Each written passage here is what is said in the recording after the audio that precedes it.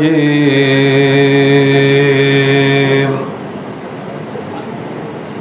الله الرحمن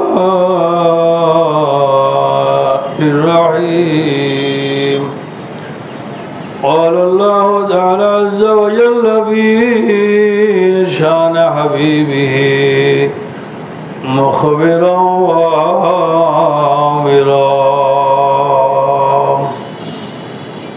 إن الله وملائكته يصلون على النبي يا أيها الذين آمنوا صلوا عليه وسلموا تسليما صلى الله على سيدنا محمد وآله وأصحابه وسلم صلى الله على وآله وأصحابه وسلم اللهم صل على سيدنا مولانا محمد وعلى آل سيدنا مولانا محمد يا رحمة للعالمين أنت شفيع المذنبين أكرم لنا يوم الحزين فضلا وجودا والكرم اللهم صل على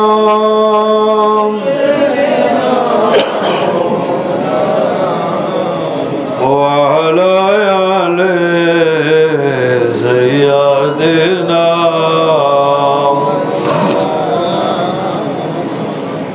يا مصطفى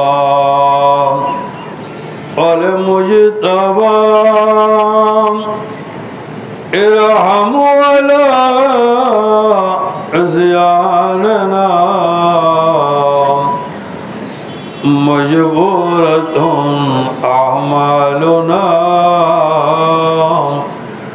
طمعا وذنبا وظلم اللهم صل على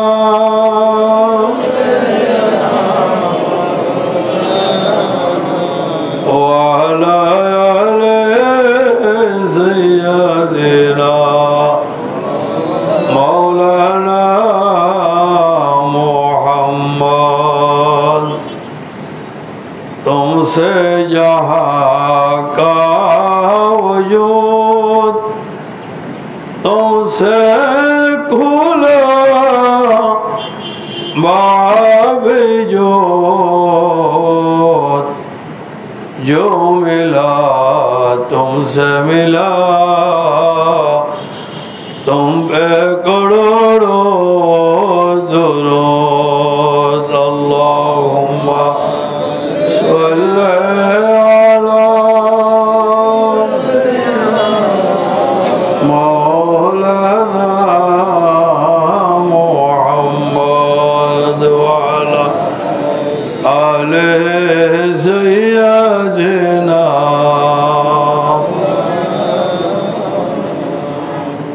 अल्लाह तुम्हें दया करम नाज़ करो मदीना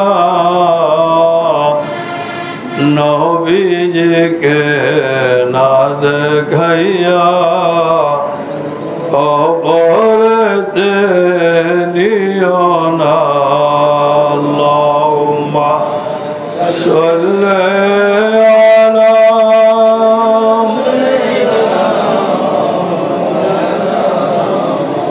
وعلى آل سيدنا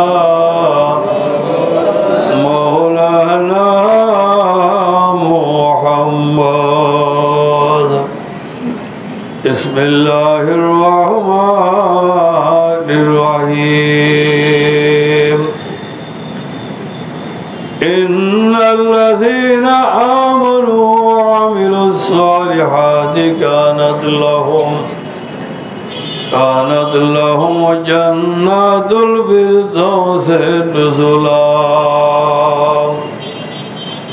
صدق الله مولانا العظيم وصدق رسوله النبي الحبيب الكريم ونحن على ذلك من الشاهدين والشاكرين والحمد لله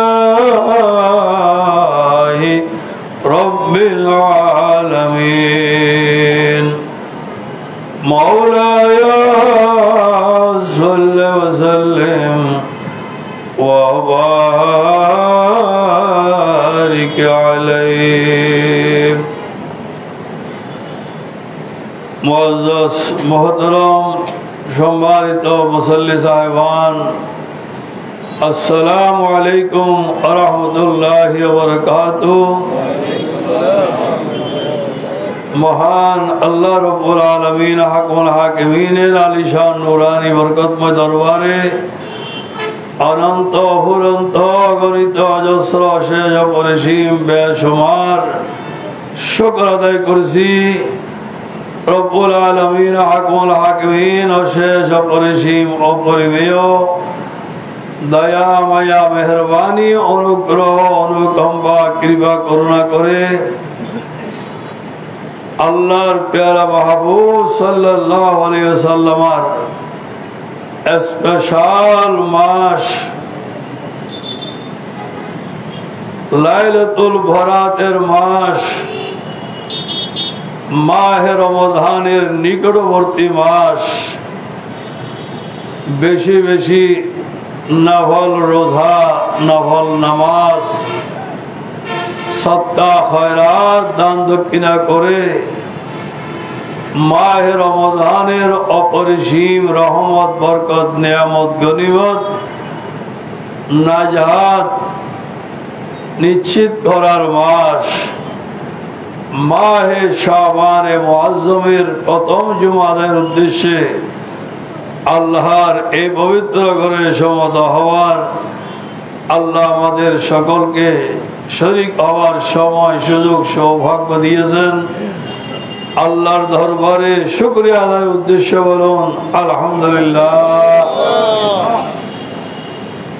মুহতারাম হাজিরিন, আমি কোরআনে কারীমের এমন একটি আয়াত কারীমা তিলাওয়াত করেছি যে আয়াতের মাধ্যমে আল্লাহ পাক জাল্লা শানুহু আম্মা নওয়ালুহু সমগ্র ইমানদার দিনদার বিশ্ববাসীর সামনে আল্লাহ রাব্বুল আলামিন কুদরতের পবিত্রতম জমানে এই সুসংবাদ আল্লাহ দিয়েছেন, যারা শতকরা শতভাগ বিশুদ্ধ ঈমান আনয়ন করবে এবং ঈমান আনয়নের পর থেকে সারা জীবনভর যারা ঈমানের দাবি, ঈমানের চাহিদা, ঈমানের নিদর্শন অনুযায়ী যারা নেক আমল করবে, আল্লাহ রাব্বুল আলামিন বলে আমি তাদের আতিথেয়তা মেহমান নওয়াজির জন্য আমি আল্লাহ জান্নাতুল ফেরদৌসকে আমি তৈরি করে রেখেছি। আলহামদুলিল্লাহ। মুহতারাম হাজিরিন, আমরা যারা আহলে সুন্নাত ওয়াল জামাতের আকীদা আমলের অনুসারী সুন্নি মুসলমান, আলহামদুলিল্লাহ ঈমানের ব্যাপারে আকীদার বিষয়ে আমাদের তেমন কোনো ঘাটতি নাই। আলহামদুলিল্লাহ আল্লাহর উপর ঈমান, আল্লাহর রাসূলগণের উপর ঈমান, ফেরেশতাগণের উপর ঈমান, আসমানি কিতাব সমূহের প্রতি ঈমান এবং আখিরাতের প্রতি ঈমান। আমাদের ঈমান আলহামদুলিল্লাহ পরিপূর্ণ। এটা আল্লাহর অনেক বড় নিয়ামত। আলহামদুলিল্লাহ আমরা বলি না যে আল্লাহ জিবরিলকে পাঠিয়েছেন হযরত আলীর কাছে, জিবরিল ভুল করে ওহী মুহাম্মদের কাছে নিয়ে গিয়েছেন। নাউযুবিল্লাহ। এমন নামদারি মুসলমান আছে, তারা হলো ইসলামের ইতিহাসের একেবারে প্রাথমিক যুগের বাতিল ফেরকার অন্যতম বাতিল ফেরকা শিয়া ফেরকা। বলুন নাউযুবিল্লাহ। ইসলামের ইতিহাসের এক নম্বর বাতিল ফেরকা হইল খারিজি।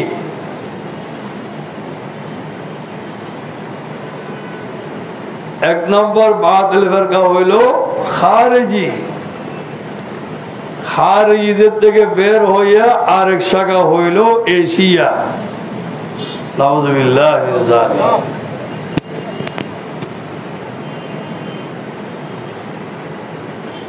আল্লাহ এমন একজন ফেরেশতাকে দায়িত্ব দিলেন যিনি ভুল করে এ ওহী হযরত আলীর কাছে না পৌঁছিয়ে রাসূলের কাছে নিয়ে গেছে। নাউযুবিল্লাহ। এমন কথা মুসলমান বলতে পারে, আমরা কি বিশ্বাস করতে পারি? নাউযুবিল্লাহ। আল্লাহ তাদেরকে হেদায়েত নসিব করুন।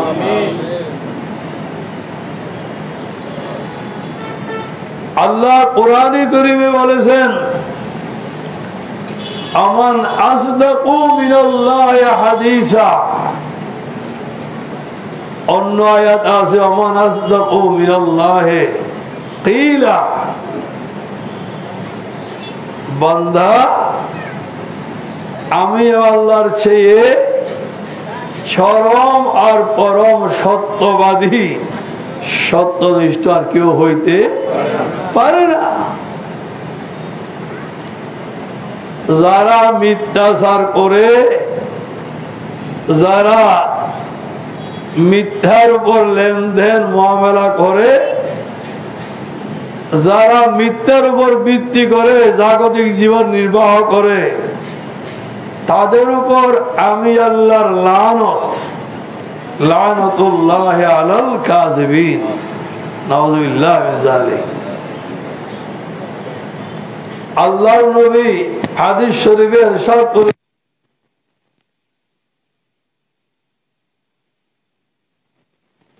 এটা এমন একটা দুর্গন্ধময় বস্তু, বান্দার জবান দিয়ে যখন মিথ্যা বের হয় তখন তার সঙ্গে যত মুহাফেজ ফেরেশতা দেখে এই মিথ্যার দুর্গন্ধের কারণে এই ফেরেশতাগুলো 3 মাইল দূরে সরে যায়। নাউযুবিল্লাহি মিন যালিক। মিথ্যা এত বড় দুর্গন্ধ। আহা,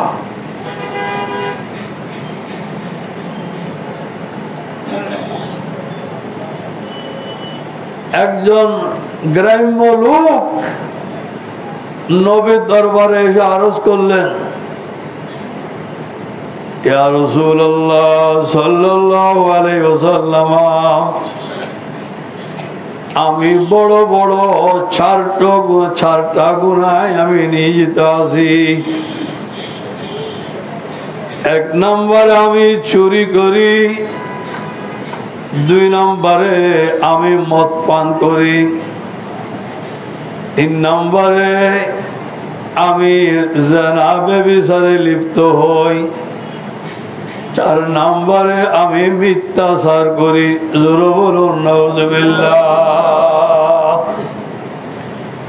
একটার চেয়ে একটা বড়, সবগুলাই বড় বড় কবিরা গুনাহ।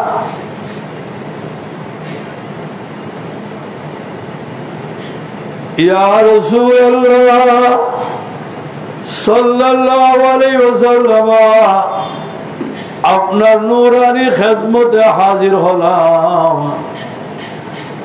আপনি যা বলবেন তা শুনব, আপনি যা বারণ করবেন তা ত্যাগ করব। এই উদ্দেশ্যে এই নিয়তে আপনার খেদমতে হাজির হয়েছি। ইয়া রাসূলুল্লাহ, আপনি যা বলবেন, যা নির্দেশনা দেবেন, আমি সেটা মেনে চলব। আল্লাহর হাবিব চিন্তা করলেন, আমি যদি বলি এখন থেকে আর তুমি মিথ্যেও বলতে পারবে না, চুরিও করতে পারবে না, শরাবও পান করতে পারবে না, ব্যভিচারও লিপ্ত হতে পারবে না, তাহলে সে বলবে সবগুলো একসঙ্গে ত্যাগ করা আমার পক্ষে কি সম্ভব? আমি একটু মানব না। আর তার ভিতর তো বড় শয়তান আছে। ভিতরে কি আছে?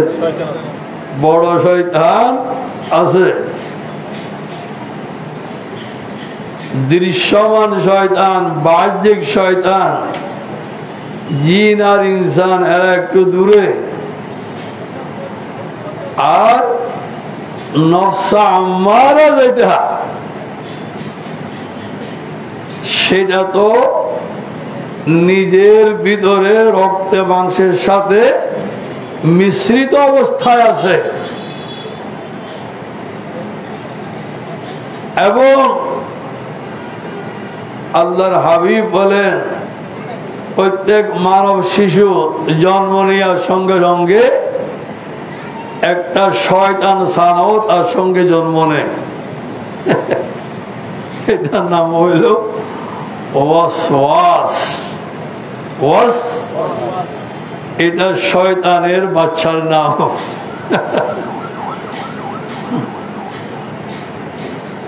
এই জন্য আল্লাহ বলেন, তুমি সবসময় আমার কাছে দোয়া করো যেন সে তোমার ক্ষতি করতে না পারে। মিন শাররিল ওয়াসওয়াস, মিন শাররিল ওয়াসওয়াস আল খান্নাস আল্লাযী ইউওয়াসওয়িসু ফি সুদুরিল। সর্বক্ষণ প্ররোচনা দেয়, কুমন্ত্রণা দেয়। সাহাবায়ে কেরাম বললেন, ইয়া রাসূলুল্লাহ, আপনি তো মানব এসে জগৎবাদীর সামনে আত্মপ্রকাশ করলেন, আপনার সঙ্গেও কবি ছিল। হ্যাঁ, তবে সে মুসলমান হয়ে গেছে। সে কি হয়ে গেছে? আল্লাহু আকবার, আল্লাহু আকবার, লিল্লাহিল হামদ।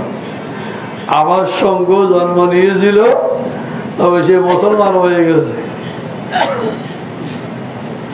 এই ওয়াসওয়াস হয়ে গেল।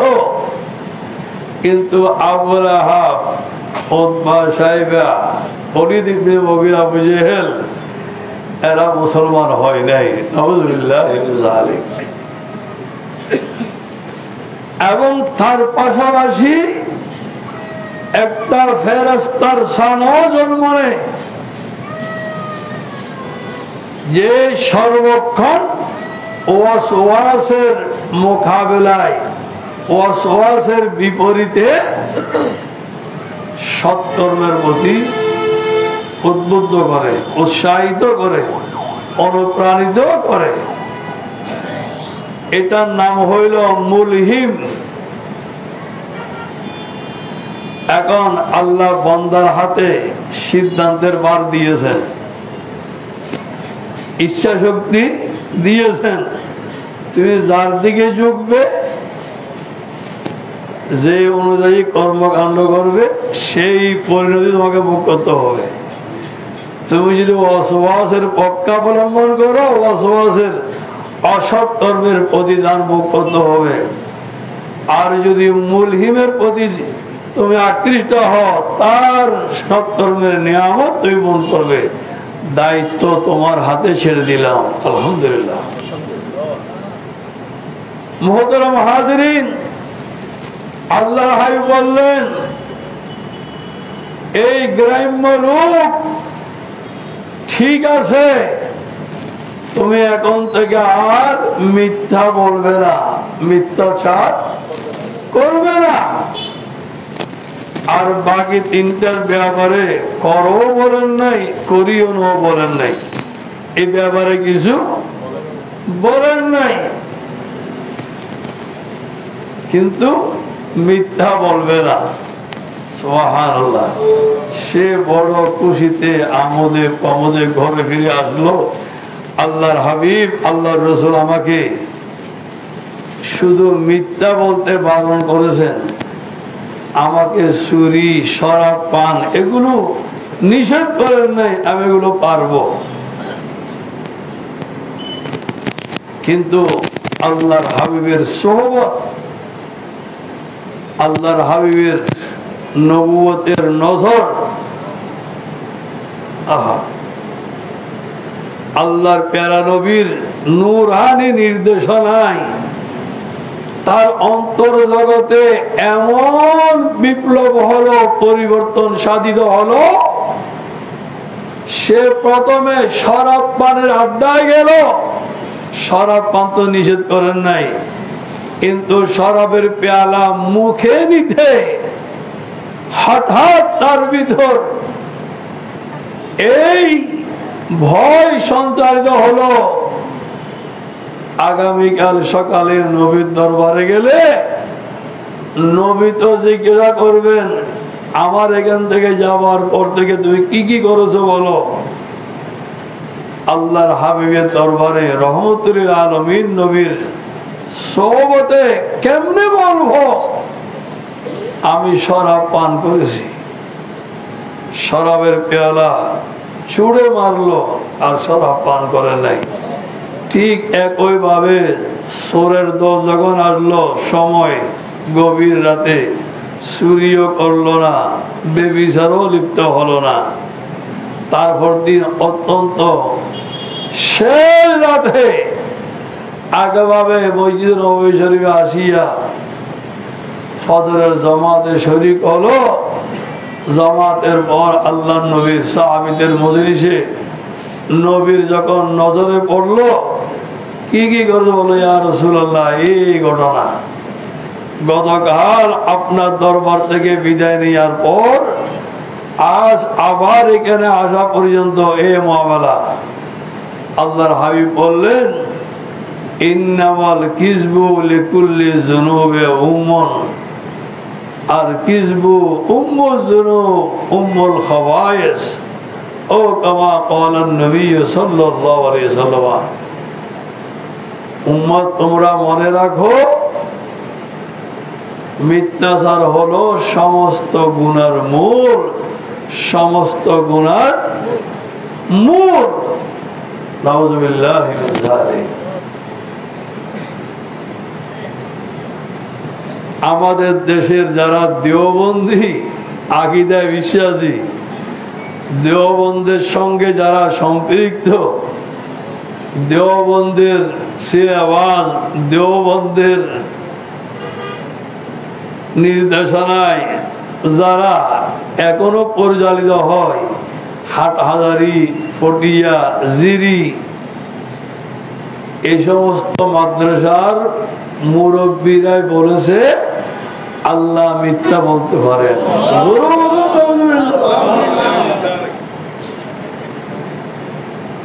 হায় হায় হায় হায়, কি বলবেন আপনারা, কি বলবেন? তাদেরকে প্রকাশ্যে তওবা করে যারা এইসব বলে, কিতাবে লিপিবদ্ধ করে, আমরা তাদের সঙ্গে নাই, আমরা এই আকীদা বিশ্বাস করি না, বললে আমরা তাদেরকে বিশ্বাস করব। আমাদের মেয়কলের মুফতি ফজলুল্লাহ সাহেব মূল কথা দেওবন্দের মুরব্বীরা, উনি দেশে এটা আমদানি করেছেন, মুফতি ফজলুল্লাহ সাহেব এই হাটহাজারী মেয়কলের। আল্লাহ সবাইকে হেদায়েত নসিব করুন।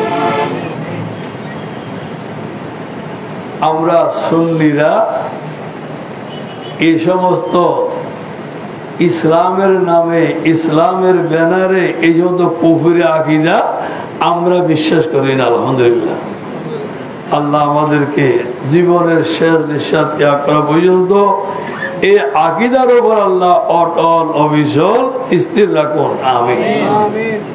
মুহতারাম হাজিরিন, আকীদা 16 আনা, ঈমান শতকরা 100% পরিপূর্ণ। এটার সবচেয়ে বড় দলিল হবে আমল। সুবহানাল্লাহ, কি হবে? আমল। 30 পারা কোরআনে কারীমে আল্লাহ শুরু থেকে শেষ পর্যন্ত যেখানে জান্নাতের সুসংবাদ দিয়েছেন, যেখানে জাহান্নাম থেকে নাজাতের সুসংবাদ দিয়েছেন, যেখানে আল্লাহ নিয়ামতের সুসংবাদ দিয়েছেন, সেখানে 1 নম্বরে ঈমান, 2 নম্বরে আমলকে বিধিবদ্ধ করে দিয়েছেন। শুধু ঈমানের উপর নয়, আর ঈমানবিহীন আমলের তো কোনো প্রয়োজন নাই, কোনো প্রয়োজন। ঈমান থাকলে ঈমানের বরকতে, বদৌলতে, ঈমানের ফয়জাতে একদিন না একদিন নাজাত হবে। আলহামদুলিল্লাহ। আর যদি ঈমান না থাকে, আপনার নেক আমল, সৎকর্ম যত ব্যাপক হোক না কেন, এগুলোর কোনো মূল্যায়ন হবে না। আমরা দেখতে পাচ্ছি এই যে বিধর্মীরও দাড়ি রাখে, বিধর্মীরও দাড়ি রাখে, আমরাও দাড়ি রাখি। এরা দাড়ি রাখে, দাড়ির উপকারিতা, দাড়ির শারীরিক গুণাবলী, দাড়ির সঙ্গে চোখের জ্যোতির সম্পর্ক, দাড়ির সাথে পুরুষের পুরুষত্বের সম্পর্ক। এই দাড়ির এই সমস্ত উপকারিতার কারণে তারা দাড়ি রাখে। নবীর সুন্নত হিসাবে, নবীর সুন্নত হিসাবে নয়। আমরা তো 1 নম্বরে দাঁড়িয়ে রাখি আল্লাহর নবীর সুন্নত, নবীর আদর্শ, নবীর অনেক বড় গুরুত্বপূর্ণ একটা নিদর্শন ইমানদারের দাড়ি। আমরা এইভাবে দাঁড়িয়ে রাখি। মুহতারাম হাজিরিন, আল্লাহ বলেন, ফালা নুকিমু লাহুম ইয়াওমাল কিয়ামাতি ওয়াজনা। যাদের ঈমান নাই, আকীদা নাই, বিশ্বাস নাই, ঈমান আনয়ন করে নাই, ওই সমস্ত বেঈমানদের জন্য আমি আল্লাহ কিয়ামতের দিন নেকির পাল্লা দাঁড় করাবো না। ওই দিন তাদের আমল ওজন দেয়া হবে না।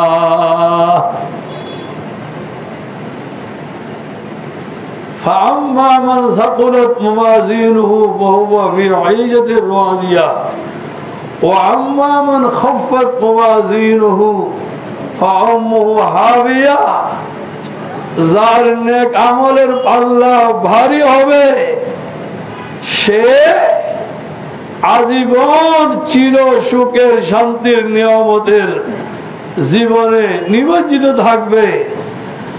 আর যার নেকির পাল্লা হালকা হবে তার মা হবে হাবিয়া।